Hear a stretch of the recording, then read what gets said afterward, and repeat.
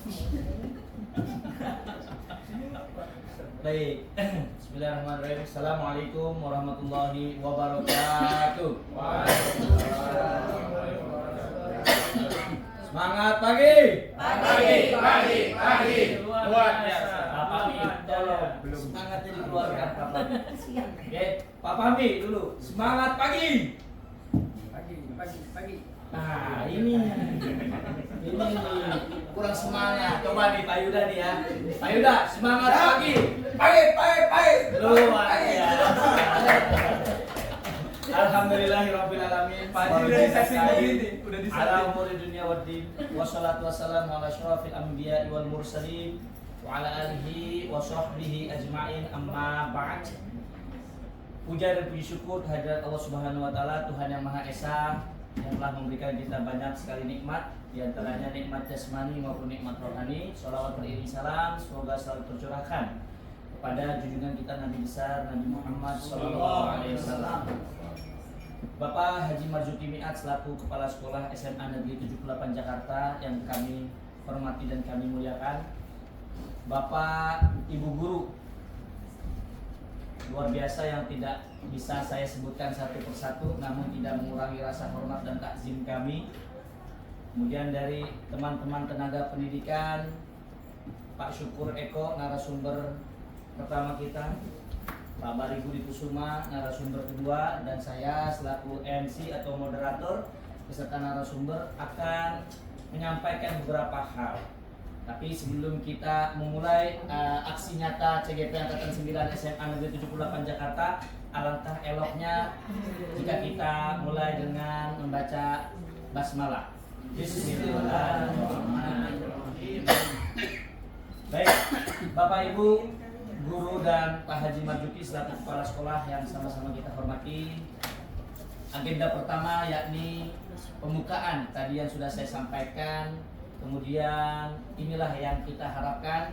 Alhamdulillah sebagai kepala sekolah mendukung segala aspek kegiatan kita, mendukung segala upaya-upaya kita untuk memajukan diri, untuk memajukan SMA Negeri 78 di kegiatan CGP Angkatan 9. Oleh karena itu, dengan segala kerendahan hati kami semua, kiranya Pak Haji Marzuki Mi'at selaku Kepala Sekolah SMA Negeri 78 Jakarta memberikan arahan dan memberikan motivasi serta sambutan kepada kegiatan hari ini.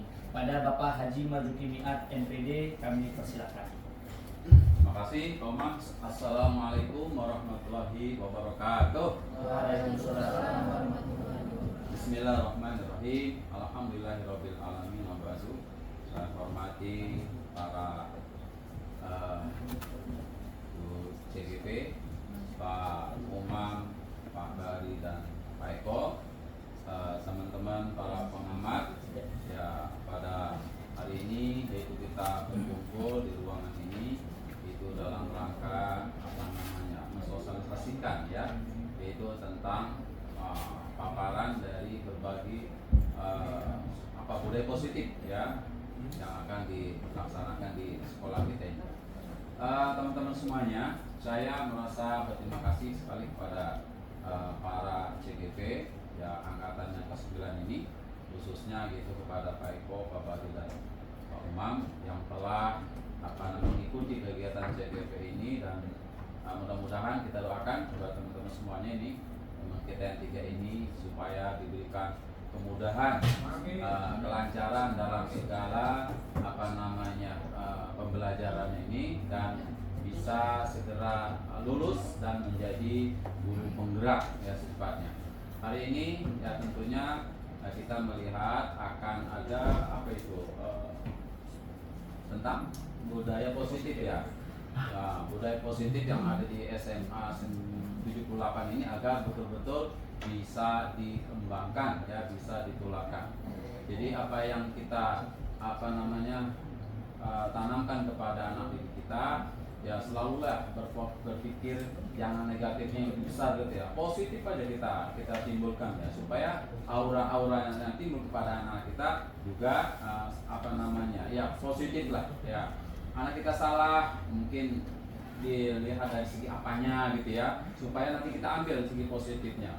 Begitu juga dari teman-teman kita, misalkan ada sesuatu yang tentunya menurut kita kan yang nggak cocok, kita ambil segi positif dari mana gitu. Jangan kita ambil segi negatifnya yang mengkhawatirkan nanti itu akan membuat jurang di antara ya kita dan murid dan kita dan sesama teman kita, itu akan menjadi kurang baik lah dari situ. Maka itu kepada teman-teman semuanya, ini budaya positif ini perlu kita kembangkan di sekolah kita supaya ya auranya menjadi aura positif, ya mudah senyum, mudah ya berkomunikasi dan sebagainya. Lebih lagi kepada teman-teman semuanya, ini ada guru CGP, ya, saya menghimbau kepada teman-teman agar kurikulum merdeka ini kaitannya erat sekali itu dengan PMM ya teman-teman semuanya. Ya, ini PMM ini saya minta kepada teman-teman, terutama khusus kepada para CGP ini agar lebih mendahului lah, ya mendahului daripada yang belum CGP, ambil praktek-praktek yang ada di sana, aksi-aksi nyata yang ada di sana, tolong betul-betul dikerjakan sampai timbul, sampai keluar, yaitu namanya sertifikat, ya sertifikat. Mungkin di antara sini sudah ada, yaitu Pak Baris sudah, kemudian sedang lagi ada Bu Mosa juga sudah keluar artinya. Berapa? Pak Fahmi sudah. Ini ya tolong nanti jangan diam-diam sudah dapat, supaya nanti bisa ditularkan kepada Pak Ferdi. Pak Ferdi sudah belum? Belum. Nanti bisa ditanya gitu ya. Misal Mas Yuda mungkin sudah 2 atau 3 gitu Mas Yuda. Ya sudah 2. Alhamdulillah kan sudah 2 kan, ya. Dua sertifikat gitu ya. Nah ini semuanya kita harus begitu gitu loh, supaya ini kan positif juga kan, positif pada teman-teman gitu ya. Nah saya yakin yang sudah ini tidak terlalu kesulitan ya untuk membuat aksi nyata dinilai sampai keluar pada sertifikat. Ini bisa ditanya-tanya. Apa yang kita lakukan di sini sebelum sudah luar biasa. Hanya tinggal kita mengadministrasikannya sebetulnya. Ya contoh misalkan pada saat kegiatan P5 aja deh. P5 yang agak mudah mungkin saya lihat itu. P5 pada saat kewirausahaan itu perencanaan sudah dipaparkan di sini, kegiatannya kayak gini, gini. Itu kan sebetulnya udah berupa aksi nyata gitu ya. Nah cuma nanti masing-masing kita, misalkan ya masing-masing kelas lah, kan kelas ada 11 tuh, masing-masing kelas itu saya pikir udah beda-beda semuanya, dan saya yakin itu pasti akan dinilai positif dan pasti akan keluar itu nilai sertifikatnya. Itu para teman-teman ya. Sekarang tema di dalam kan ada pelatihan ya, pelatihan mandiri, ada komunitas, ada asesmen, di situ banyak sekali tuh ya. Maka itu pokoknya setiap hari jangan sampai lengah. Nah, jangan sampai lupa setiap hari kalau bisa buka itu.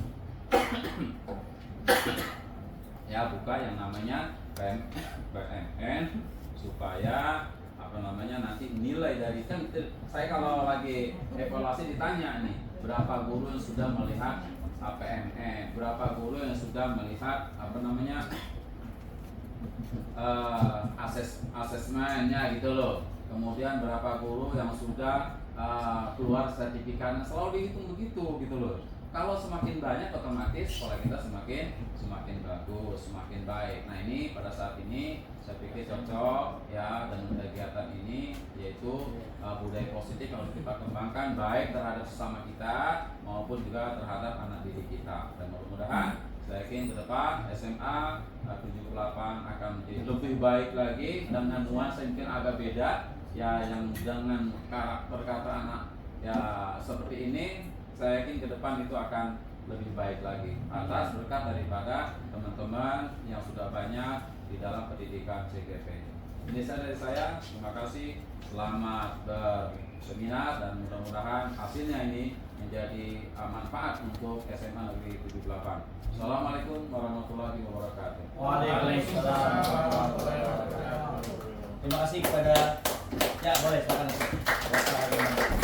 Terima kasih kepada Bapak Haji Marzuki Mi'at selaku Kepala Sekolah SMA Negeri 78 Jakarta atas motivasi, sambutan dan juga arahan untuk kita semua. Insya Allah apa-apa yang menjadi arahan dari beliau kita akan laksanakan demi kemajuan SMA Negeri 78 Jakarta.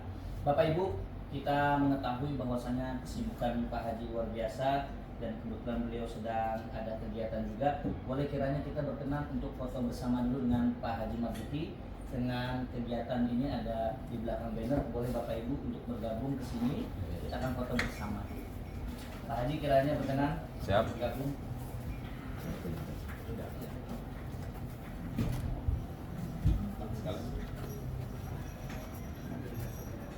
Agak menyerong ya Pak kami ya. Saya mau kemana Pak?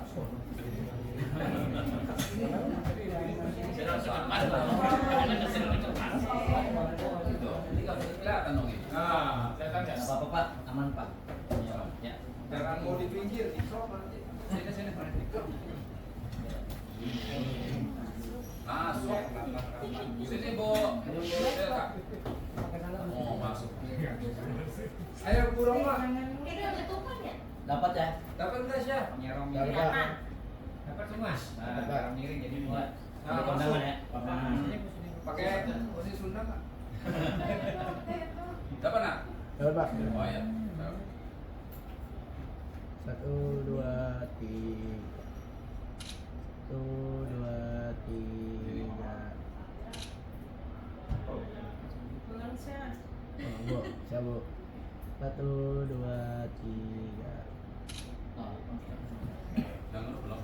Udah Pak. Sudah. Sekalian. Terima kasih Pak Haji. Selamat ya. Siap, Pak. Saya mau ketemu ini wakil lulun. Siap-siap.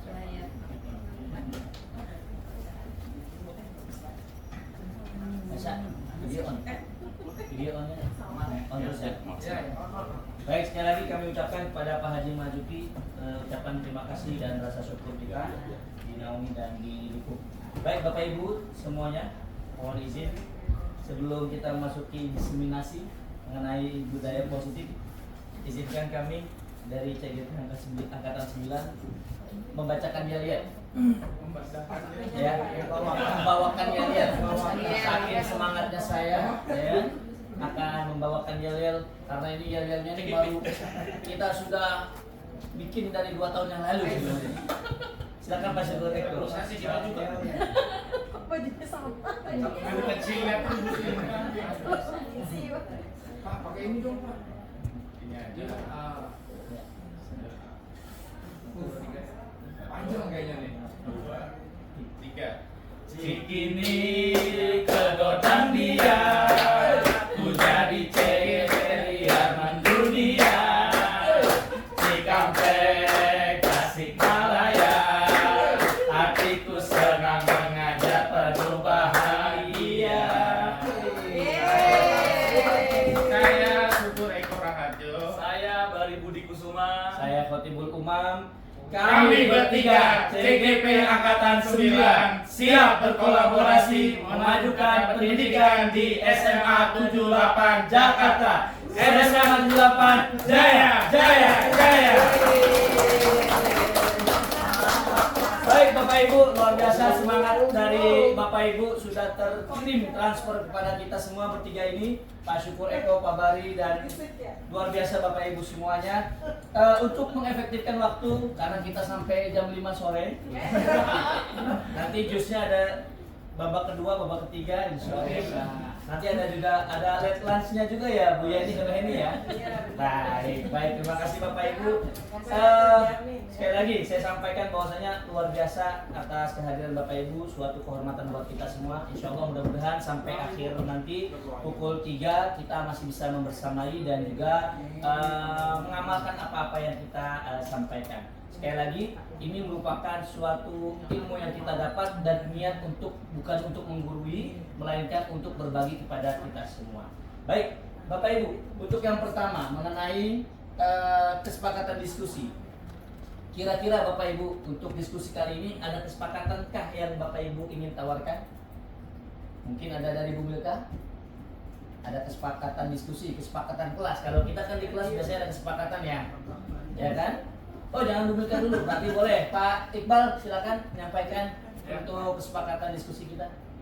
Ya, yang pertama boleh sambil meminum atau memakan hidangan yang ada di depan Bapak Ibu. Baik, boleh sambil minum atau makan yang sudah disediakan.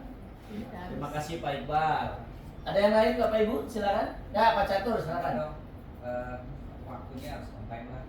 Oke. Selesai jam berapa? Oh, baik. Jam 3. Baik, waktu harus on time. Berarti kita tadi mulai jam 2 ya. Ya berarti kita insya Allah selesai jam 15.15.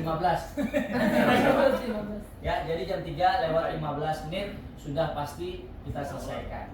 Dan kesepakatan di awal yaitu tadi kita akan sholat asar, insya Allah tidak apa-apa ya Bapak Ibu, kita jam 3 kurang lebih seperti itu ya. Baik, ada lagi kesepakatan kelas yang akan disampaikan Bapak Ibu guru sekalian? Mungkin Pak Bari ada kesepakatan kelas yang Pak Bari ingin sampaikan? Ini mungkin ya apa mengacungkan tangan ketika ingin berpendapat kali Pak Umar. Oke, mengacungkan tangan, Acungkan. ya. Mengangkat tangan. Mengangkat tangan. Selain tangan nggak boleh, Pak. Nah, itu dia tuh. Tangannya kanan ya. Ya. Mengangkat tangan jika ingin menyampaikan pendapat. Ada lagi? Kalau izin keluar, Oh, oke, angkat tangan juga saat izin keluar ruangan. Ada lagi? Ambil buka laptop boleh nggak itu? Ada Bapak Ibu lagi yang ingin menyampaikan? Boleh nggak? Sambil nyatet Bapak Yuda ya? Boleh. Notulen, siap. Baik, cukup? Cukup Pak Syukur, ada tambahan? Tidak? Cukup, Alhamdulillah. Berarti kesepakatan diskusi kali ini yaitu boleh makan dan minum yang sudah disiapkan. Kemudian nanti kita on time karena tadi mulai jam 2 on time dan nanti jam 3 lewat 15 insya Allah sudah kita bubar dari tempat ini. Kemudian kesepakatan yang selanjutnya yaitu mengangkat tangan jika ingin mengajukan pendapat dan juga ingin izin keluar. Ya, Pak Fahmi silakan. Ya, baik silakan. Baik Bapak Ibu, terima kasih. Kita akan melanjutkan ke slide selanjutnya yaitu tujuan. Baik, tujuan yang tadi saya sampaikan bahwasanya dapat berbagi pemahaman dan penerapan konsep budaya positif di sekolah.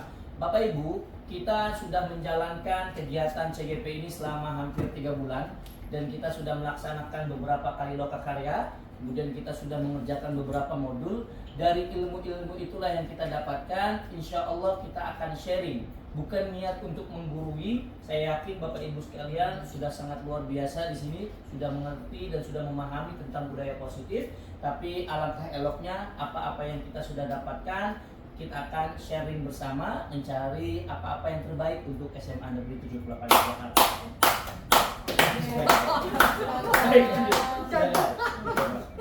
Baik Bapak Ibu.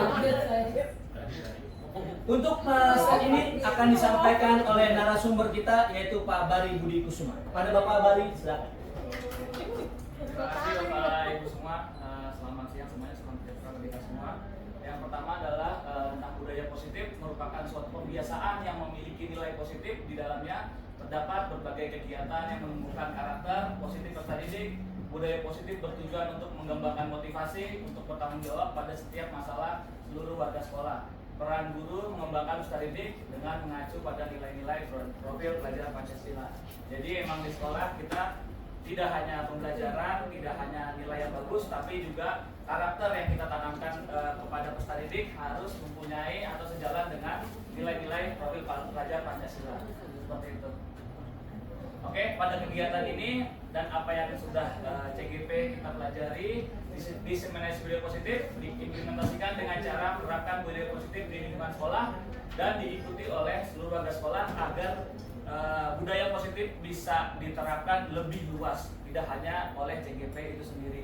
Ya, kita mengundang Bapak Ibu di sini 10-12 orang. Tujuannya agar mungkin ilmu yang kita dapat di CGP kita bisa sharing, bisa berbagi, lalu kita semua Bapak Ibu sharing lagi ke 60 Bapak Ibu guru di SMA 78 Jakarta. Seperti itu tujuannya. Oke, ya materinya Pak. Materinya pada kegiatan kali ini, oke, yang pertama ada disiplin positif dan nilai kebijakan universal, lalu ada teori motivasi, hukuman dan penghargaan, lalu ada kebutuhan dasar manusia dan dunia berkualitas, lalu keyakinan kelas, 5 posisi kontrol, dan segitiga restitusi. Oke, mulai yang pertama. Oke, filosofi pendidikan menurut Ki Hajar Dewantara, pendidikan menuntun agar kekuatan kodrat yang ada pada anak-anak kita agar mereka sebagai manusia dan sebagai anggota masyarakat dapat mencapai keselamatan dan kebahagiaan setinggi-tingginya. Pada kesempatan ini saya ingin sharing saja bahwa Ki Hajar Dewantara ini adalah suatu tokoh yang menjadi acuan atau menjadi landasan kita sebagai CGP untuk berpikir.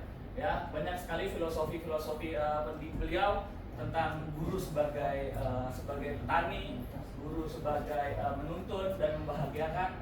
Di sekolah kita juga harus berpihak pada murid, jadi sesuai dengan kodrat alam dan kodrat zamannya, sesuai dengan kondisi ada apa budaya-budaya positif di Jakarta, apa yang budaya-budaya positif di Indonesia, dan dengan mengajar dengan kodrat zaman, yaitu perkembangan zaman yang sekarang ini mengacu pada zaman teknologi. Tetapi kita juga tidak anti terhadap perkembangan zaman budaya barat, tetapi kita harus bisa mengajak siswa untuk berpikir kritis agar bisa memfilter budaya-budaya negatif yang ada di dalam kehidupan sehari-hari mereka, seperti itu.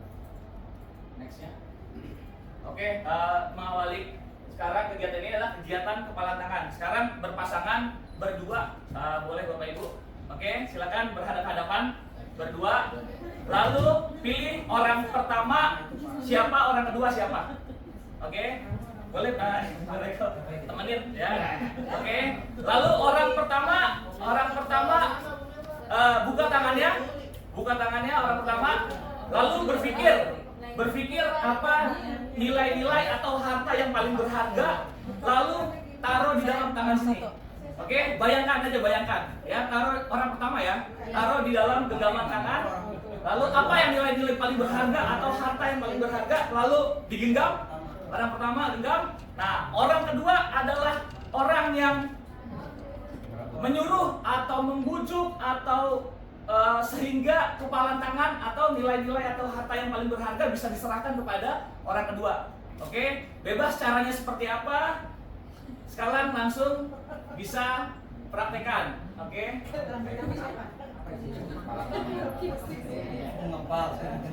Tujuannya gimana caranya temennya bisa kebuka atau dikasih nih apa yang dikepal di kepada temannya. Oh, jadi jadinya sesuatu yang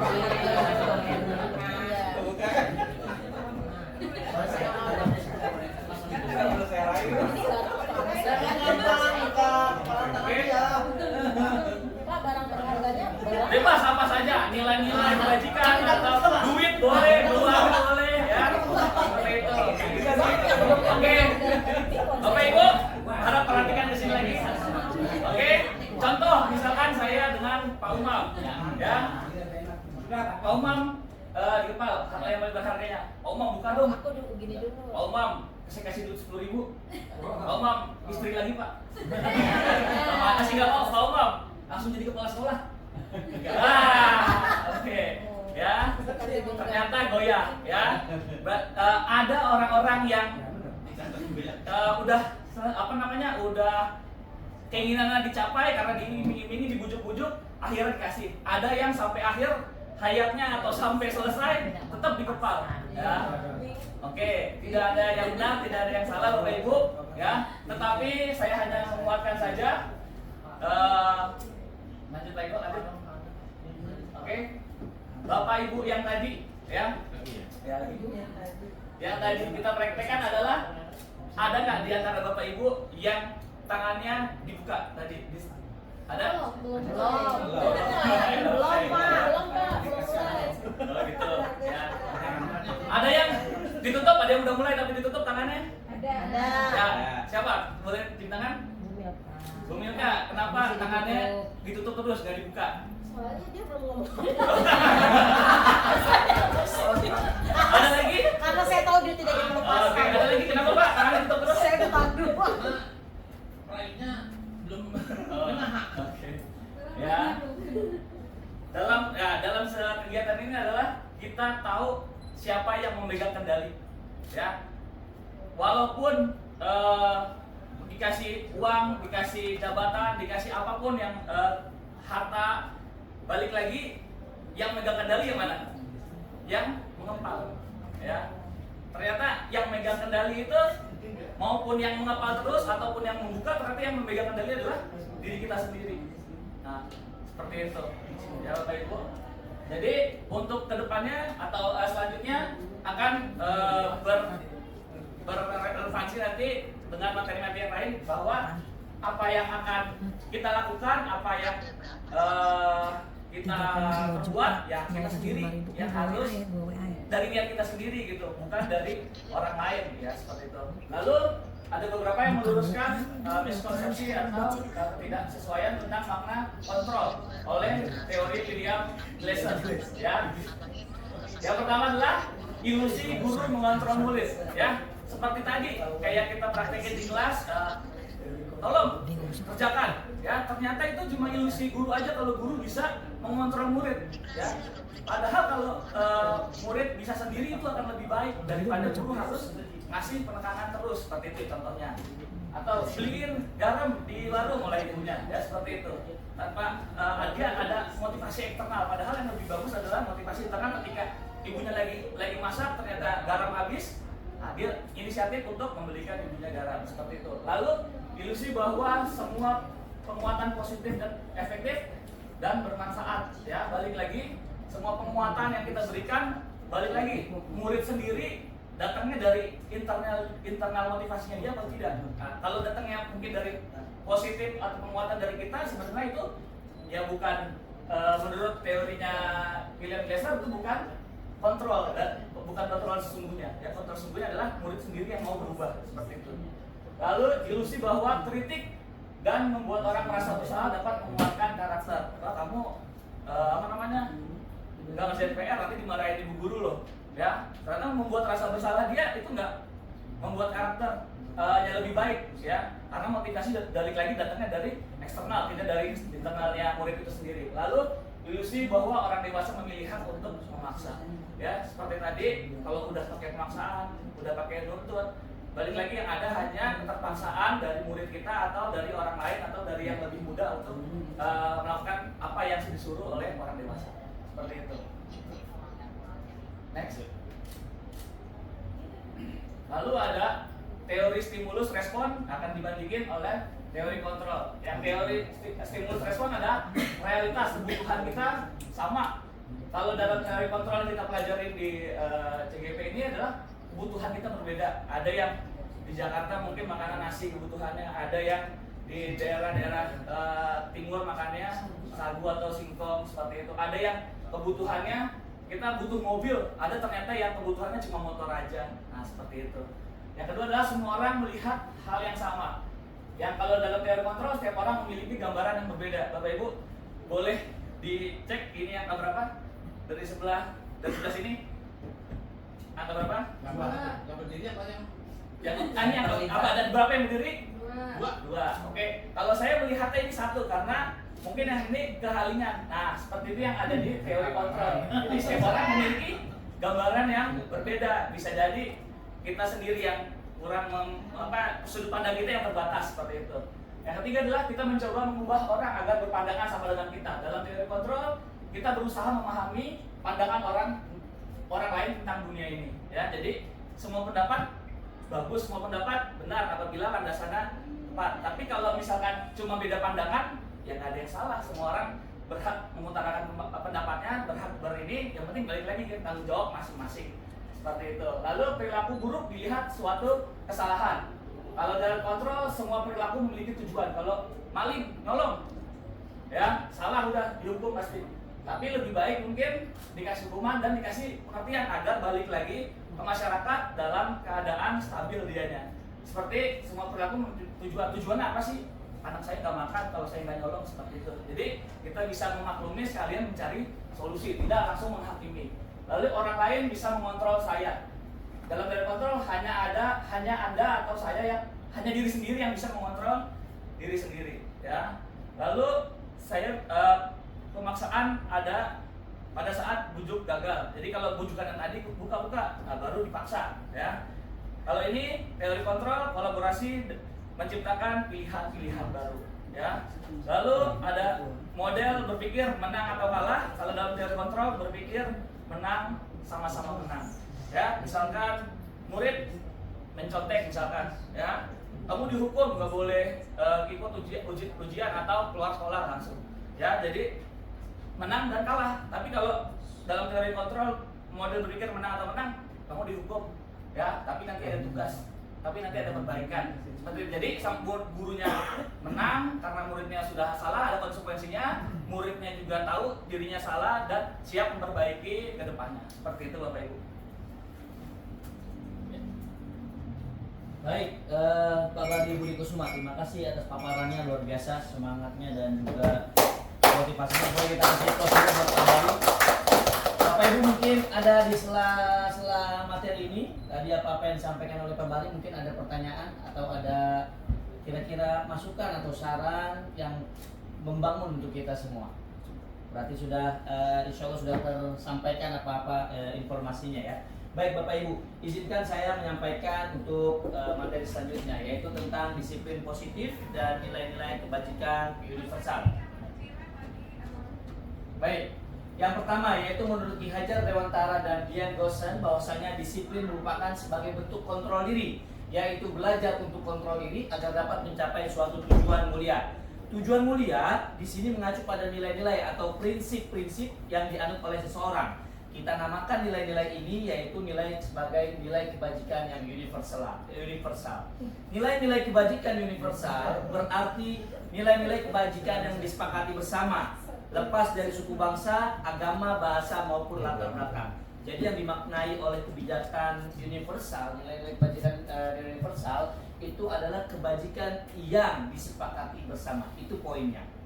Next, selanjutnya, dalam rangka menciptakan lingkungan positif, salah satu strategi yang perlu kita tinjau kembali adalah penerapan disiplin di sekolah kita. Nah ini nih, karena kita saat ini mengundang juga dari staf kesiswaan, ada dari staf kurikulum, ada staf dari humas juga, bahkan dari Bapak Ibu sekalian. Ini akan menjadi pacuan atau tolak ukur bagaimana kita sudah menjalankan apa-apa yang dilakukan di SMA Negeri 78. Nah, kemudian apakah telah efektif? Apakah masih perlu ditinjau kembali? Apakah sesungguhnya ada disiplin itu sendiri? Dan apa sebenarnya kaitannya dengan nilai-nilai kebajikan?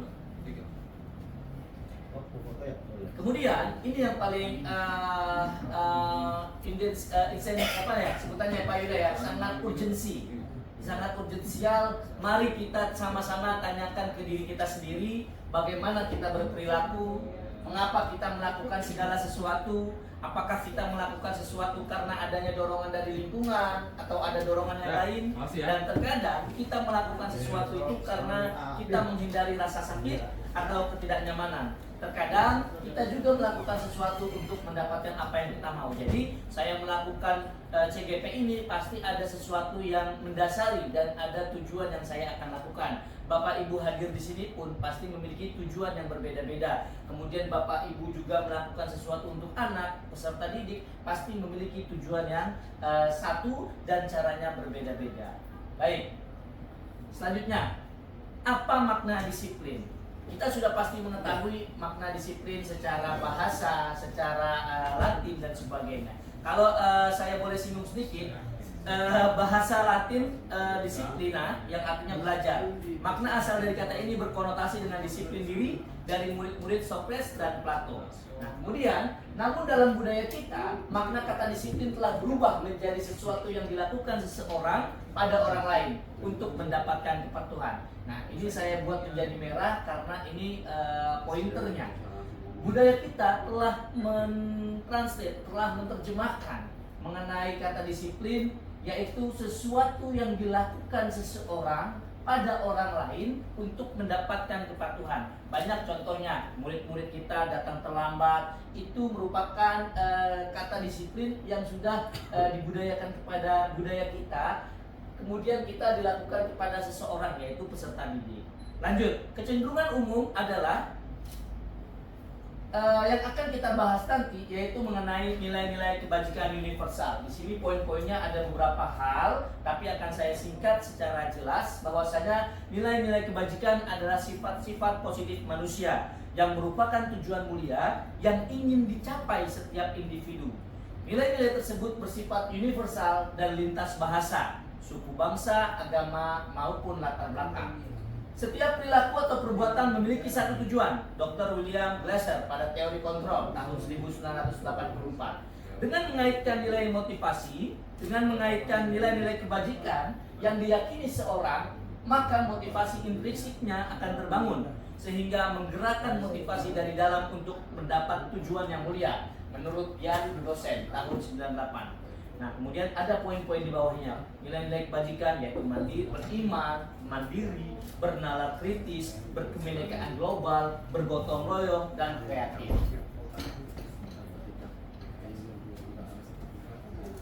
Nah, teori motivasi perilaku manusia. Yang pertama dari motivasi eksternal. Untuk apa atau untuk menghindari ketidaknyamanan atau hukuman, apa yang akan terjadi apabila saya tidak melakukan. Nah, kadang-kadang kita punya motivasi dari eksternal. Apa yang akan terjadi kalau saya tidak melakukannya?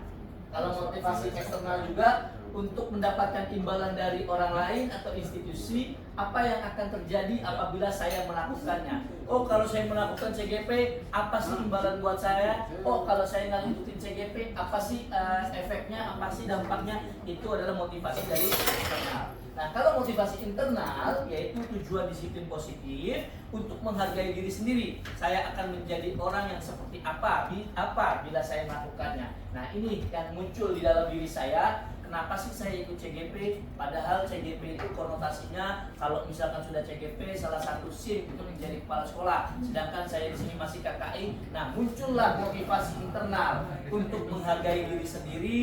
Kemudian juga untuk apa sih saya melakukan CGP ini. Itulah awal mula berangkat motivasi internal dan eksternal. Nah, kalau menurut Ki Hajar Dewantara, merdeka, menurut Ki Hajar Dewantara, merdeka itu artinya tidak hanya terlepas dari perintah, akan tetapi juga cakap buat memerintah diri sendiri. Kadang-kadang kita lupa, kita bilang merdeka, kita ngomong merdeka, tapi kita tidak mau menjalankan perintah itu untuk diri kita sendiri. Contoh, misalkan kita cakap memerintahkan orang untuk tidak terlambat ke sekolah, tapi kadang kita lupa cakap untuk memerintah diri kita sendiri. Menurut Ki Hajar Dewantara, pemikiran, konsepsi, keteladanan, cetakan kelima 2013 halaman 469. Itu merupakan teori dari Ki Hajar Dewantara. Kemudian Bapak Ibu sekalian yang mudah-mudahan sampai saat ini terfokuskan, nggak apa-apa, silakan sambil makan bakso dan juga jus. Sini saya akan sampaikan tentang makannya juga sedikit ke arah ke layar, bentuk program kebajikan atau apresiasi. Dalam memberikan apresiasi atau pengakuan perlu diingat beberapa hal. Yang pertama, beri dukungan khusus, beri dukungan pribadi, beri pengakuan kepada semua murid, beri pengakuan secara konsisten dan fokus kepada proses. Itulah definisi dari apresiasi. Nah, contoh misalkan contoh pengakuan apresiasi kebajikan. Pertama, pembuka. Kemarin saya perhatikan. Nah, itu tuh kata kalimat yang perlu Bapak Ibu sampaikan. Nah, nilai kebajikannya apa? Rasa empatimu besar sekali. Nah, situasinya apa? Pada saat menolong murid baru di kelas kita. Kemarin Pak Umang perhatikan kamu kemarin nolongin temen ya, nggak bawa pulpen kamu ini. Nah, itu merupakan apresiasi secara pribadi, secara khusus terlaksana kepada murid tersebut. Nah, contoh yang kedua, saya menghargai kalimat pembukanya. Nilai kebajikannya apa? Kepedulianmu. Situasinya apa? Pada saat kamu membantu temanmu di tugas kelompok, saya menghargai usahamu kemarin membuat kanva ini. Saya menghargai Pak Syukur Eko memikirkan matang-matang yel-yel yang kita sampaikan. Itu merupakan apresiasi secara pribadi, apresiasi secara khusus, dan masuk kepada nilai-nilai universal atau pengakuan apresiasi kebajikan. Poin yang ketiga, terima kasih untuk.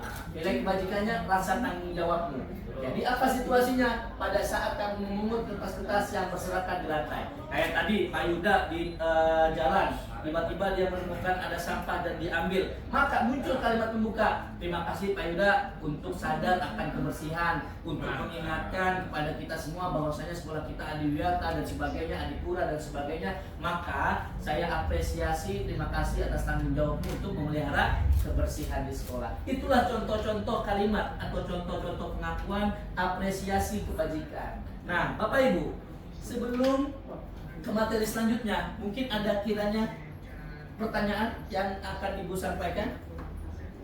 Kalau memang sudah sangat bersemangat untuk mendengarkan kami, paparan selanjutnya akan disampaikan oleh narasumber utama kita. Biasa kalau jagoan itu datangnya belakangan. Nah, inilah jagoan kita, Bapak Syukur Eko Raharjo. Beri tepuk tangan yang mulia. Terima kasih. kasih Pak Umar. Terima kasih kepada Bapak Ibu semua yang sudah memberikan waktunya, menyempatkan waktunya untuk hadir dalam rangka sebuah aksi nyata kita, sebuah diseminasi kita sebagai CGP Angkatan 9. Harapannya bahwa apa yang kita pelajari ini bisa ditularkan atau bermanfaat bukan hanya untuk diri kita sendiri saja, tapi juga untuk banyak orang. Bapak Ibu, sebenarnya CGP itu ada 3 hal yang diharapkan nanti. Satu, adanya perubahan pada diri kita. Yang kedua, adanya perubahan di kelas kita. Kemudian yang ketiga, adanya perubahan di sekolah. Jadi sebenarnya hanya 3 hal ini ya. Diri, kelas, dan sekolah. Nah, makanya dalam CGP ini yang tentunya yang awal-awal dibangun adalah paradigma pendidikan. Apa yang terjadi di sekolah kita saat ini, dari banyak kasus keterlambatan, banyak anak tidak hadir, banyak anak tidak memenuhi tugas dan sebagainya, anak yang istilahnya tugas-tugasnya nggak dikerjain dan sebagainya lah, ya. Itu sebenarnya terjawab di dalam CGP Bapak. Makanya harapannya Bapak Ibu yang istilahnya belum ada kesempatan untuk mengikuti CGP, harapannya bisa mengikuti CGP. Karena disitulah jawaban semua permasalahan-permasalahan kita yang ada di SMA 78 Jakarta.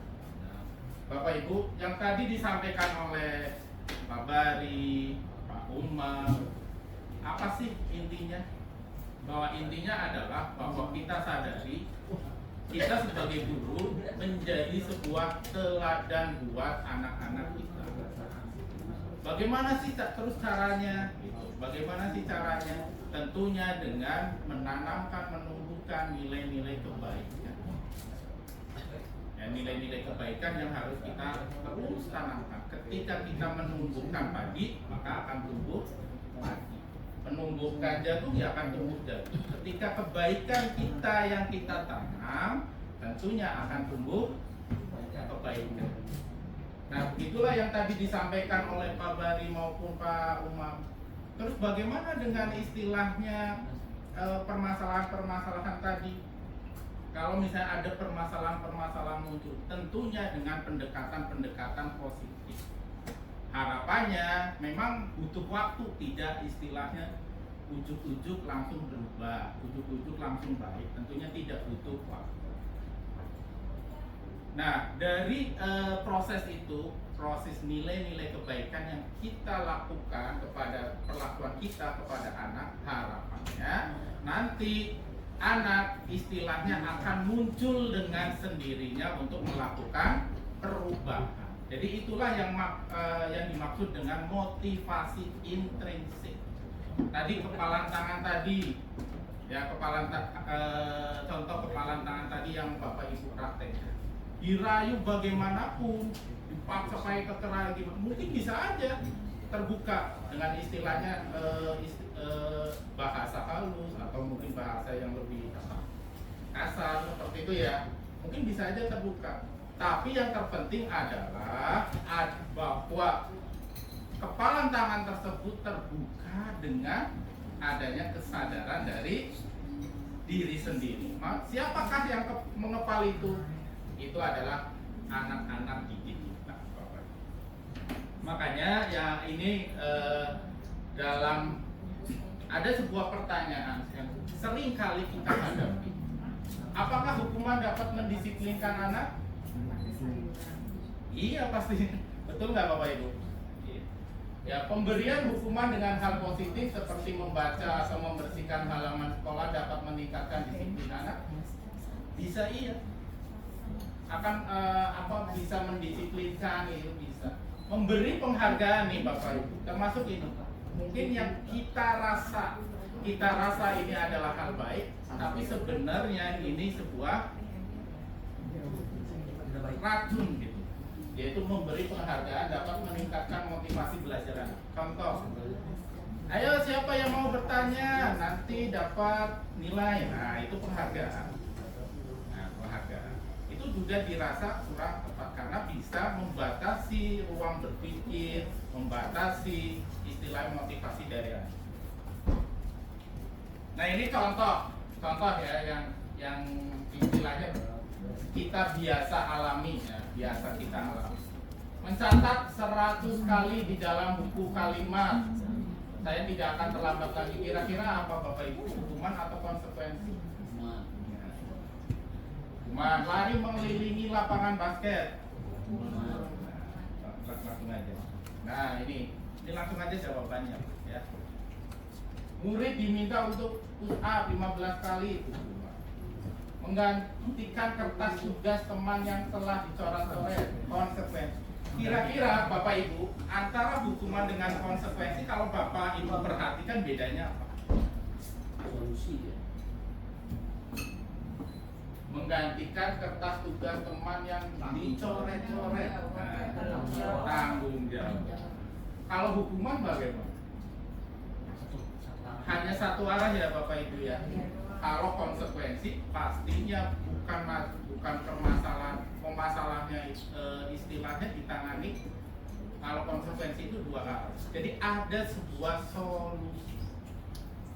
Anaknya akan sadar dan berusaha untuk kedepannya itu untuk tidak mengulangi lagi.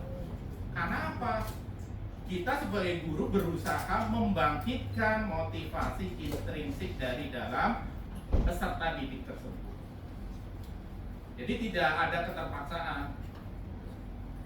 Misalkan, Umam, bersihkan tuh. Misalkan ini contoh. Beneran gitu. Maka apa? Bisa Umam mengerjakan secara terpaksa. Tapi kalau misalkan istilahnya kita kasih sebuah gambaran hal positif, maka Pak Umam akan mengambil membersihkan sampah itu dengan sukarela, bertanggung jawab. Nah ini perbandingan ya, perbedaan antara hukuman dan konsekuensi. Saya pribadi termasuk produk hukuman, Bapak. Ya, dan beberapa tahun yang lalu juga paradigma saya hukuman juga. Ketika di kesiswaan, apalagi di kesiswaan, celana pensil potong, gunting langsung. Itu waktu itu. Mungkin kalau sekarang udah berubah paradigma ketika kesiswaan sekarang. Kasih. Ya, paradigma ada sebuah perbedaan ya Bu Farin ya antara kesiswaan dulu dengan sekarang. Kenapa ini berubah? Ya memang paradigma pendidikannya berubah dan mau tidak mau sekolah mengikuti perkembangan zaman itu. Begitu juga sekarang. Ini anak nilainya kosong ulangan, gitu ulangannya nilainya jelek-jelek. Tapi kenapa kok naik kelas? Ya ini paradigma. Karena memang pendidikan sekarang adalah berpusat pada anak punya kemampuan yang berbeda-beda. Tentunya kita tugas guru bisa memfasilitasi, mencari potensi apa yang dimiliki anak. Ini Bapak Ibu terkait dengan perbedaan. Lanjut. Masih. Seringkali kita di awal-awal tahun ajaran yang kita lakukan apa Bapak Ibu? Membuat Peraturan. Biasanya apa? Peraturan kelas. Betul nggak Bapak Ibu? Peraturan kelas dibuat. Nah, yang saya istilahnya sekarang yang mungkin perlu dipahami, peraturan kelas itu ya orientasinya tadi. Peraturan itu harus ditaati. Kalau salah melanggar terhadap aturan itu, berarti udah melanggar dan akan terkena hukuman. Berbeda dengan yang sekarang beralih bukan peraturan kelas, tapi keyakinan kelas. Kenapa keyakinan kelas? Makanya menumbuhkan keyakinan. Keyakinan itu kan dari dalam diri peserta didik tersebut. Supaya apa? Anak itu menjalankan sesuatu memang benar-benar itu adalah atas keyakinan dia sendiri, kesadaran dia sendiri. Itulah yang maksudnya dalam hal motivasi intrinsik. Ya, sampai materi ini slide ini tentunya yang menjadi tantangan Bapak Ibu semua adalah bagaimana kita sebagai seorang guru memunculkan yang namanya motivasi intrinsik dari peserta didik. Tentunya butuh proses. Bukan berarti istilahnya yang selama ini kita lakukan itu salah ya, karena kadang-kadang karakter peserta didik beda-beda, dikasih hukuman sebenarnya termotivasi, malah istilahnya termotivasi. Kamu lari karena sudah melanggar, malah ada anak yang termotivasi. Tapi ada anak diberi hukuman misal lari keliling lapangan, malah apa? Down. Itu istilah, apalagi zaman sekarang, pembulian, kita kena selalu seperti itu. Tapi ada anak yang memang termotivasi. Nah, inilah yang memang perlu digali ya, karakter dari peserta didik kita. Nah, ini contoh Bapak Ibu adalah keyakinan kelas yang saya susun di kelas yang saya ajar, yaitu kelas 11. Ternyata saya sekarang menyadari ada hikmahnya Bapak Ibu. Saya mengajar dan menjadi PA kelas 11K. Bapak Ibu tahu kelas 11K? Tahu. Tetangga saya. Ya, saya hikmahnya apa? Ternyata dalam masa-masa saya menjadi CGP, kelas 11K menjadi laboratorium saya. Ketika awal saya menjadi PA, saya dikasih selamat sama teman-teman saya, teman-teman guru. Selamat ya Pak Syukur Eko jadi wali kelas 11K. Tahu kan Bapak Ibu maksudnya? Spesial. Karena memang spesial Bapak Ibu. Ya, spesial. Tapi nah ternyata hikmahnya apa? Oh iya, saya mengikuti KGP dan ini bisa menjadi laboratorium. Makanya ini salah satu hasil dari bentuk perlakuan saya selaku guru dan wali kelas ke kelas 11K ini. Jadi membuat keyakinan kelas. Terus gimana sih membuat keyakinan kelas? Bukan keluar dari kita, Bapak Ibu, bukan dari guru, tapi memang dari anak. Ayo kita hanya mengarah mencolek, mengarahkan, gitu kan, supaya anak muncul. Maunya apa sih? Oh ya Pak, pokoknya kita harus tepat waktu. Oh gue disiplin. Kemudian sopan santun. Mohon maaf, anak-anak sekarang sering keluar kata-kata ini ya. Datang seperti itu yang kurang sopan. Nah, kita munculkan. Tetapi dalam keyakinan kelas ketentuannya tidak menggunakan kata-kata negatif. Jadi munculnya adalah kata-kata positif. Ya, ini contoh dari keyakinan kelas yang dibuat. Kenapa kok munculnya adalah positif? Karena tujuannya apa? Kita kepengen menumbuhkan nilai-nilai kebajikan. Ketika anak dicekoki nilai-nilai kebajikan atau positif, kedepannya insya Allah apa? Secara tidak langsung lama-kelamaan maka anak itu akan sama gitu, akan tumbuh nilai-nilai positif. Kenapa anak-anak sekarang kok munculnya, mohon maaf ya, bahasa-bahasa yang tidak baik? Kenapa? Karena tiap hari pakai bahasa-bahasa itu. Dan sebagainya. Kita tiap hari. Bahkan menjadi apa tuh? Kayak kata-kata apa ya Pak Yuda? Gitu. Nah, ada ya umpatan atau mungkin tambahan ya. Ego lu. Nah, itu kan bego kan seperti itu. Jadi inilah yang kita harus lawan, mau nggak mau kita harus rubah dari negatif menjadi positif. Nah ini contoh ya terkait dengan keyakinan kelas. Ini bisa menjadi acuan Bapak Ibu.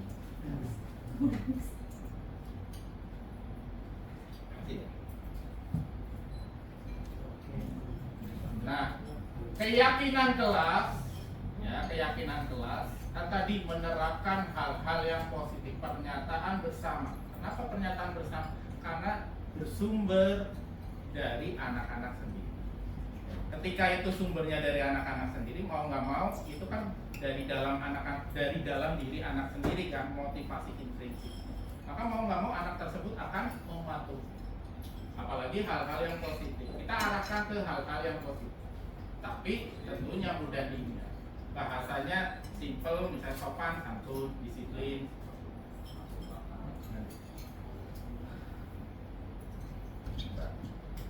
Bapak Ibu, sebelum masuk ke materi baru, sambil menikmati nggak Pak?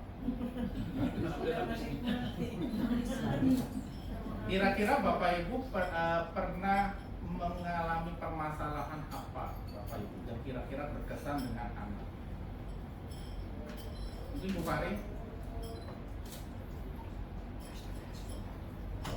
Kalau selama di kurikulum merdeka yang tahun ajaran ini kita juga nih ada. Memang kita banyak ngalamin dan mendengarkan kadang-kadang menggunakan kata-kata tidak sopan, ya kan? Bahkan kita juga kadang harus menghela nafas apa yang harus dilakukan. Kita hanya bisa bilang kalau misalkan dia menggunakan kata PEGP berarti dia tuh istimewa. Tapi kita malah malah menggunakan sudah astagfirullahaladzim sama dia malah sambil ketawa. Ya, contoh tadi yang Bu Farin katakan adalah kata-kata kotor, gitu ya, tidak sopan. Mungkin Bapak Ibu melihat ada anak-anak yang di kelas mungkin lari-lari, apa nggak bisa diem lah ya, nggak bisa diem. Ada yang murung.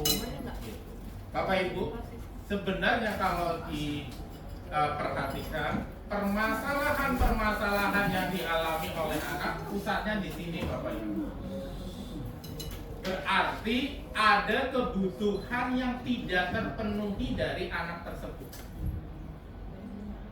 Anak yang murung, anak yang istilah nggak bisa diem. Mungkin ada anak yang caper gitu kan, ada anak yang caper.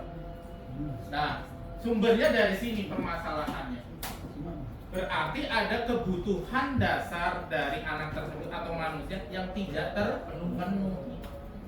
Apa aja? Kasih sayang dan rasa terima kasih. Kemudian kekuasaan, kebebasan, kesenangan, bertahan hidup. Ini Bapak Ibu terkait dengan 5 kebutuhan dasar. Atau kebutuhan dasar manusia nih, bertahan hidup. Misalkan makanan, pakaian, istirahat. Contoh, ada kasus permasalahan mengambil barang di kantin tapi tidak bayar. Ada kan? Bu Heni ya? Mengambil barang atau beli di kantin tapi tidak bayar. Ada. Berarti kemungkinan besar adalah permasalahannya ada kebutuhan dasar yang tidak terpenuhi, yaitu hubungannya dengan bertahan hidup. Ini contoh. Terus bisa tidur. Nah, tidur di kelas berarti hubungannya dengan bertahan. Berarti kurang tidurnya. Kemudian kasih sayang. Nah, kasih sayang seperti apa? Teman, keluarga, pasangan hidup, bahkan binatang peliharaannya itu juga istilahnya bisa berpengaruh terhadap perilaku anak di sekolah.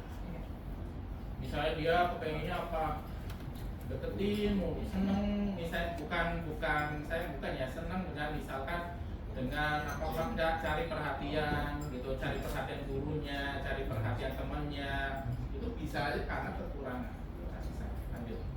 Kemudian penguasaan, dia butuh apa? Butuh pengakuan, wah hebat, itu juga butuh. Makanya harapannya ada sebuah kita 5 kebutuhan dasar itu bisa kita walaupun secara tidak langsung. Misalnya ada anak yang melakukan sesuatu hal yang positif seperti tadi dipraktekkan ke Pak Yuda. Wah, Pak Yuda hebat nih, udah membersihkan lingkungan sekolah, misalkan membersihkan. Itu kita beri apresiasi. Kebebasan. Misalnya ada anak tidak memperhatikan pelajaran kita, berarti apa? Dia merasa nggak senang, bahagia dengan cara kita ngajar. Jadi mungkin kita butuh inovasi atau media pembelajaran yang variatif, karena dia butuh sesuatu yang berbeda. Lanjut, kesenangan. Nah, kayak tadi ada kasus nggak bisa diem, berarti dia kalau diem aja di tempat duduk dia nggak betah, nggak bahagia. Dia butuh apa? Gerak kayak gitu. Seperti siapa?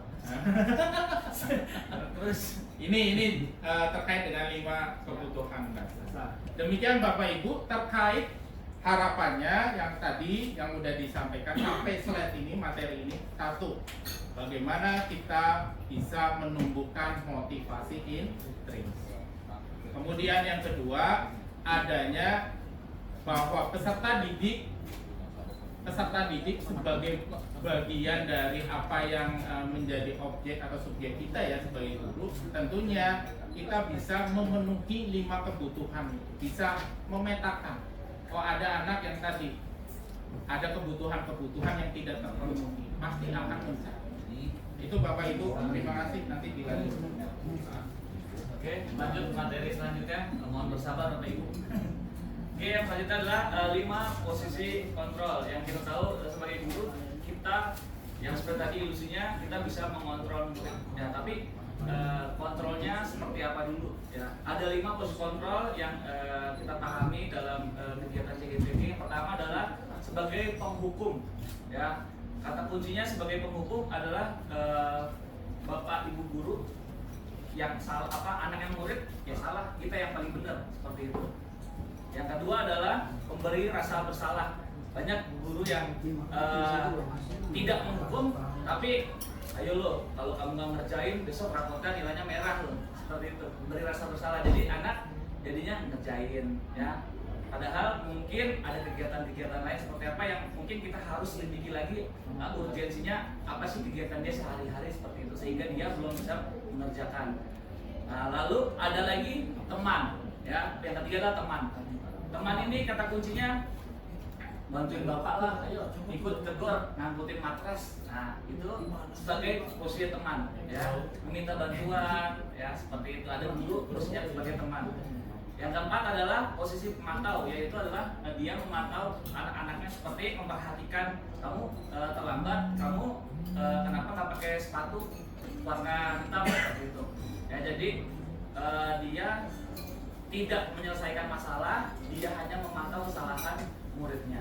Lalu yang paling bagus adalah posisi sebagai manajer. Ya, posisi manajer adalah posisi di mana guru berbuat sesuatu bersama dengan murid, mempersilahkan murid mempertanggungjawabkan perilakunya, mendukung murid agar dapat menemukan solusi atas permasalahannya sendiri.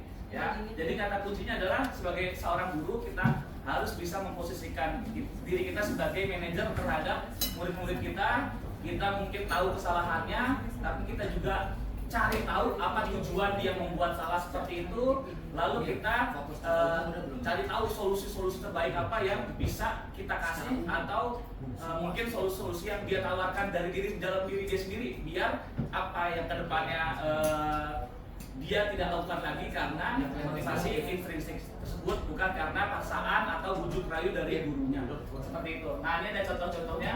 Oke. Nah, dalam 5 posisi kontrol ini juga intonasi atau nada juga bermain ya. Ketika penghukum, gurunya menghardik, menunjuk-nunjuk, ya, menyindir. Kalau contohnya kamu tidak melakukan, awas ya, rasakan. Nah, seperti itu. Hasilnya anak menyalahkan orang lain ya, atau tidak suka sama gurunya. Lalu kaitannya dengan dunia berkualitas adalah murid meletakkan guru di luar dunia dirinya. Ternyata murid itu punya imajinasi atau punya daya khayal atau dunia berkualitasnya diri sendiri. Siapa yang bisa ditempatkan oleh murid di dalam hidupnya atau dalam otaknya murid, siapa yang bisa ditempatkan sama dia. Mudah-mudahan kita semua sebagai gurunya bisa selalu ada dalam pemikiran murid yang positif seperti itu. Lalu murid berkata, biarin aja, nanti juga marah-marah lagi. Jadi nggak menyelesaikan masalah seperti itu. Lalu dampaknya adalah mengulangi kesalahan ya. Untuk membuat rasa bersalah, gurunya berceramah dan mengatakan seharusnya ya, kamu harusnya sudah tahu, Bapak lelah sekali mengatakannya. bapak stres katanya. Lalu hasilnya adalah anaknya menyangkal atau berbohong. Kaitannya adalah murid meletakkan guru di dalam dunia berkualitas, ya, meletakkan di luar berarti. Ya, muridnya berkata, maafkan saya, merasa rendah diri hasil muridnya, tidak pede, seperti itu. Ya, jadinya kalau teman membutuhkan alasan-alasan untuk muridnya, lalu ayolah demi ibu, demi bapak, seperti itu. Hasilnya adalah anak ketergantungan. Ya, kalau nggak ada gurunya yang sebagai teman itu, anak tidak mau, seperti itu. Lalu murid meletakkan guru sebagai orang yang sangat penting dalam dunia berkualitas. Ya, karena sebagai teman nih bestie katanya sama gurunya. Ya, lalu murid berkata, saya pikir bapak, ibu teman saya, ternyata begitu. Apabila gurunya biasa jadi teman, lalu menjadi penghukum atau membuat rasa bersalah, jadi kecewa seperti itu. Lalu memantau, ya, menghitung dan mengukur gurunya berbuat. Gurunya berkata apa peraturannya seperti yang tadi dicontohkan, tidak memakai sepatu warna hitam. Lalu hasilnya menyesuaikan diri, bila diawasin doang. Kalau nggak diawasin ya, kalau guru piketnya bukan Pak Catur, saya pakai sepatu, datangnya pakai sepatunya warna hijau Tapi kalau gurunya piket Pak Catur hari Selasa mungkin harus datangnya tepat waktu atau sepatunya harus hitam seperti ini. Lalu murid meletakkan guru peraturan dan hukum di dunia berkualitas. Lalu muridnya berkata, berapa banyak bintang yang saya harus peroleh, berapa halaman yang harus saya tulis. Jadi kayak motivasi tapi munculnya dari eksternal lagi, ya, bukan dari internalnya dia. Ya, menitik beratkan pada sanksi atau hadiah, yang dimana tadi Pak Saudara bilang hadiah adalah tidak baik juga bagi peserta, jebakan. Ya, apabila muridnya tidak dikasih hadiah, kecenderungannya guru saling hadiah, ya udah nggak mau nanya, nggak mau gerak, ya, motivasinya tersebut, dan nanti bisa bersifat laten ke depannya untuk karakternya dia sampai dia dewasa nanti, ya. Lalu kita yang harus kita lakukan adalah sebagai manajer mengajukan pertanyaan-pertanyaan seperti kita cari tahu nih, kenapa sih nak sepatunya nggak pakai warna hitam, kenapa sih nak datangnya terlambat, kenapa sih nak, seperti itu. Jadi dia balas pertanyaan kita dengan mereka secara terbuka, dan bisa mungkin kita tahu, oh ternyata semalam habis begadang ngerjain bahasa Arab, translatein 1000 kata ternyata seperti itu, ya. Nulis yasin katanya, ya. Apa yang kita yakini, nah kita tanya peraturan-peraturan apa yang bisa kita lakukan untuk kamu ke depannya agar tidak terlambat atau mengulangi pelanggaran lagi. Menguatkan pribadinya, lalu murid sangat meletakkan gurunya dalam dunia berkualitas di dalam otak dia. Bagaimana caranya bisa saya memperbaiki keadaan seperti itu ke depannya. Lalu dampaknya adalah muridnya mengevaluasi dirinya, bagaimana cara memperbaiki diri atas pelanggaran-pelanggaran yang sudah dia perbuat. Ya, itu munculnya pasti dari intrinsik lagi motivasinya seperti itu biasanya.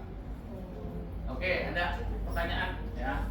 Saya kecewa, nanti digeser apa saja? Digeser. Saya kecewa sekali dengan kamu. Nah, teman, penghukum, pemantau atau manajer, kata-kata saya kecewa sekali dengan kamu. Penghukum, coba kita cek. Saya nggak merhatiin loh tadi.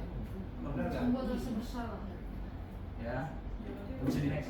Apa tadi pertanyaan? Ya, kecewa sekali dengan kamu. Udah Ya, jauh. jawabannya adalah membuat rasa bersalah. Oke. Lalu kamu tidak benar melakukannya. Nah, Apa? penghukum. Penghukum. Bagus. Ayolah. Teman.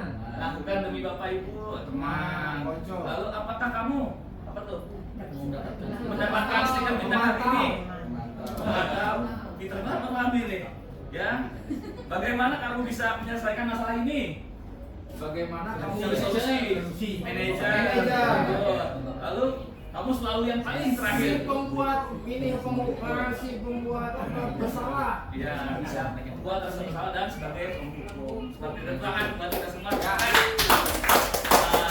Dalam sekali apa yang mungkin sedikit yang saya sampaikan, tapi pemahaman Bapak Ibu sudah dengan pengalamannya sudah bisa menyebutkan dari kata kunci ini apa yang 5 posisi kontrol apa yang terdapat sebagai kita sebagai baik. Oke, ya. Oke. Baik Bapak Ibu, luar biasa, satu materi singkat saja 5 menit insya Allah mengenai segitiga restitusi. Bahwasanya mengenai segitiga restitusi ini adalah ada 3 hal. Yang pertama menstabilkan identitas, kemudian validasi tindakan yang salah, dan yang terakhir menanyakan keyakinan. Pak tadi nih Pak Syukur, Pak Bari, saya izin sambil memantau gitu kan.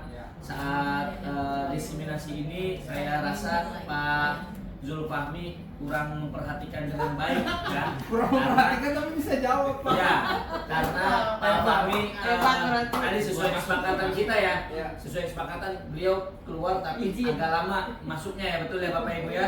Karena itu inilah pas banget materi segitiga restitusi. Maka karena ketuanya dari kami adalah Pak Syukur Eko, biarkan Pak Syukur Eko mengaplikasikan segitiga restitusi ini kepada Pak Zulfahmi. Role ceritanya. Ya, role-play. Ya, oke. Saya sebagai siapa? Ini dalam sini. Pak Zulfahmi tolong duduk di sini Pak Fahmi. Kursi panas. Masih ada lagi apa?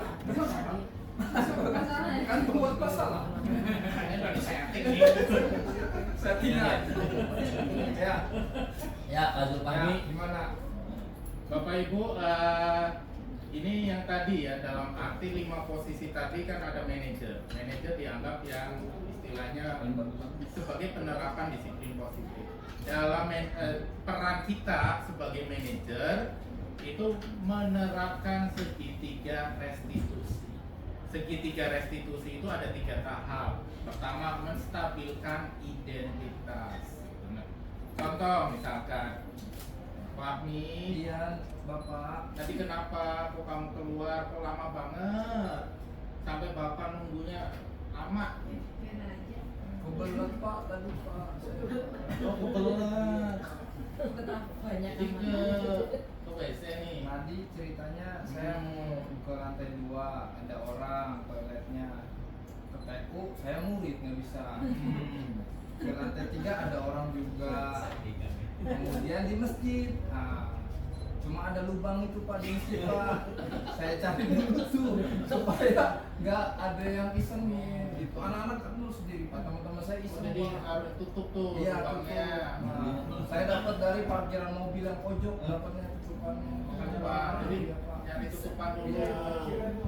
Terus kelihatan nggak tuh sampai sini? Enggak. Oh enggak, alhamdulillah. Enggak, Pak, saya, Pak. Alhamdulillah, Pak. Ya, Iya. ya wajar lah kalau kamu misalkan kalau dari cerita kamu seperti itu wajar lah kalau lama. Jadi Bapak Ibu, ini adalah tahapan menstabilkan identitas. Kita berusaha apa? Masuk ke dalam permasalahan anak tersebut.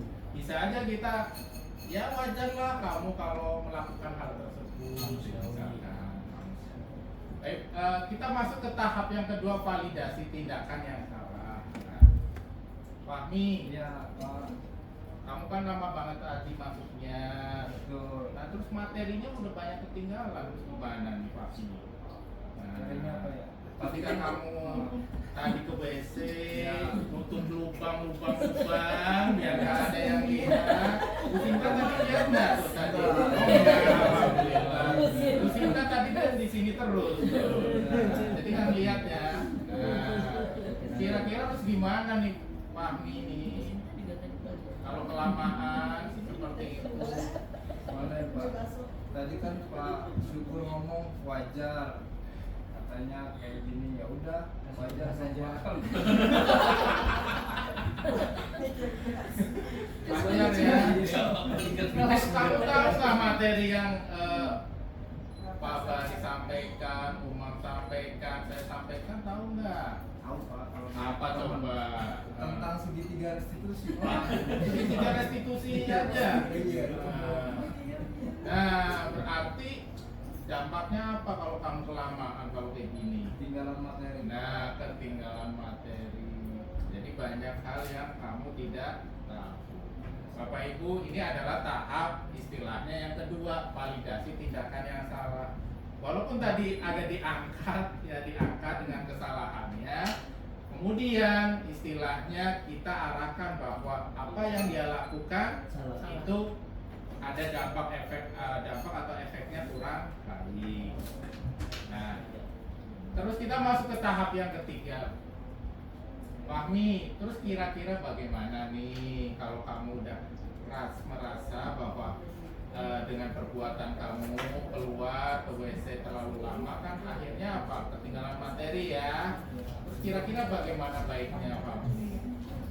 Mungkin solusinya dari saya di kelas udah nyiapin kertas-kertas langsung ke masjid BAB-nya Pak, jadi nggak usah muter-muter dulu Ya, itu BAB-nya Ya. buat nutup dulu Ya. Bang. Ya. Nah kalau materi hari ini gimana? Kan kamu ketinggalan ya lama. solusinya BAB-nya cepet Pak. Ya BAB cepet solusinya. Terus apa lagi? Sekarang kan ketinggalan materi. Gimana nih? Solusinya? Nanya ke teman atau gurunya Pak. Oke, nanya ke teman. Siapa yang mau kamu tanya kira-kira? Saya mau nanya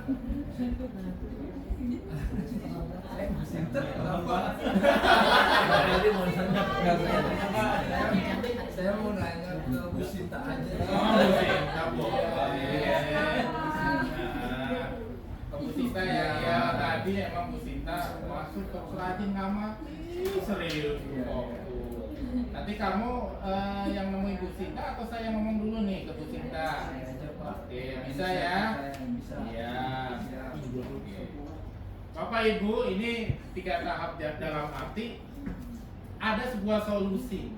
Solusinya adalah bahwa Pak Fahmi ini solusinya apa? Akan bertanya kepada Bu Sinta. Jadi bukan sebuah hukuman yang nanti diperoleh oleh Pak Fahmi, tetapi adalah sebuah solusi. Oh, hukuman dengan buat Bu Sinta. Mungkin itu ya Bapak Ibu, ini hanya sebuah apa ya gambaran. Baik, terima kasih Pak Syukur dan Pak Fahmi, luar biasa langsung praktek tentang segitiga restitusi. Oleh karena itu untuk menutup Bapak Ibu kegiatan hari ini, kita ada refleksi, ada 4 pertanyaan. Kiranya saya pertanyaan nomor 1, siapa yang mau menjawab angkat tangan Bapak Ibu ya.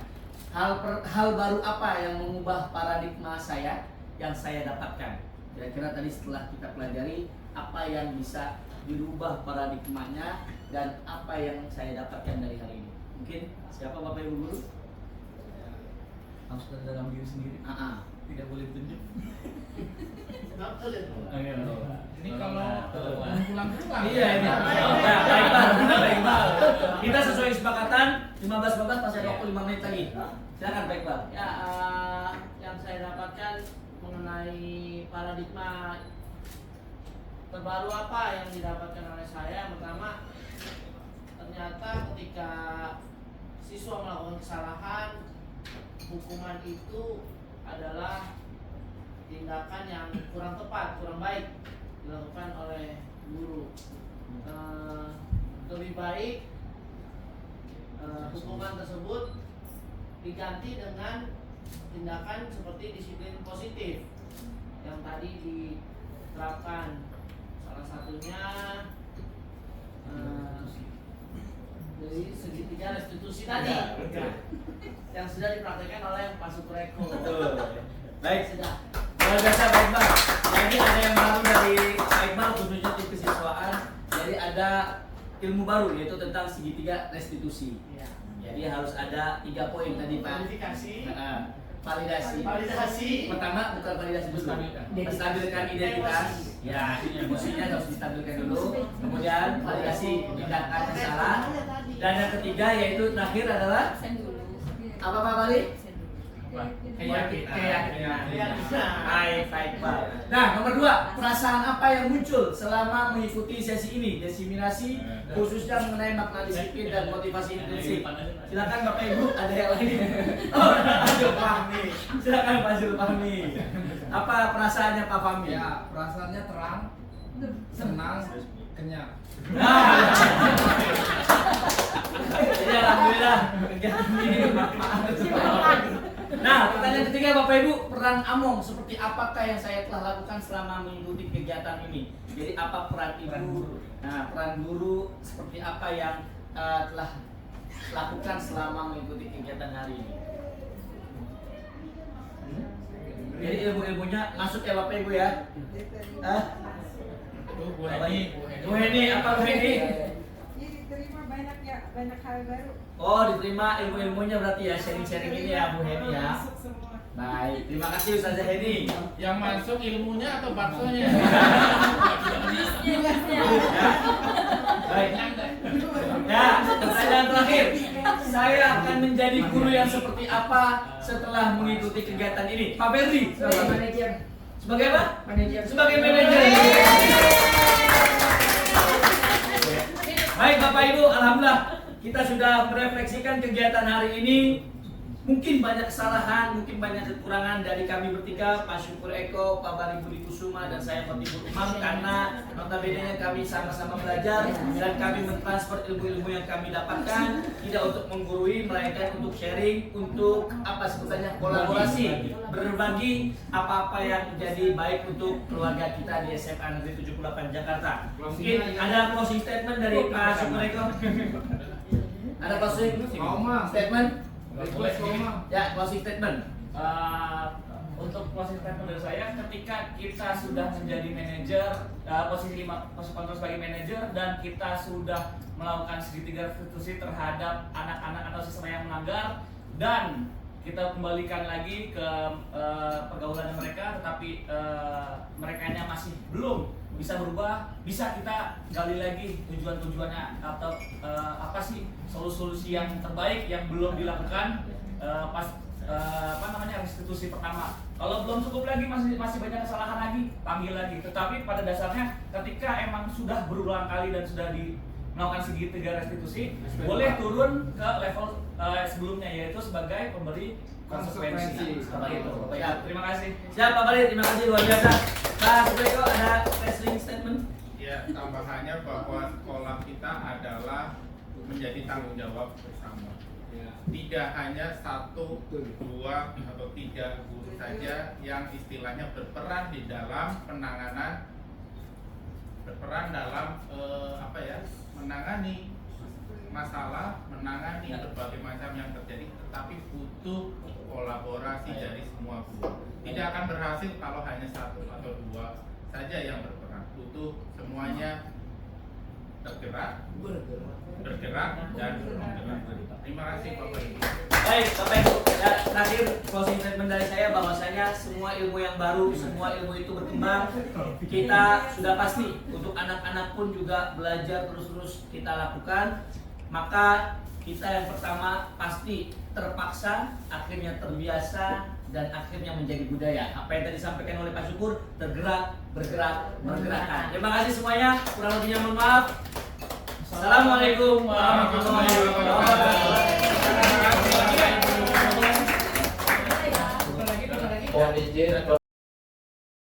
Cikini kegonan dia, ku jadi CGP biar mendunia. Cikampek, Tasikmalaya, hatiku senang mengajar penuh bahagia. Saya Syukur Eko Raharjo. Saya Bari Budi Kusuma. Saya Khotibul Umam. Kami bertiga CGP Angkatan 9 siap berkolaborasi memajukan pendidikan di SMA 78 Jakarta.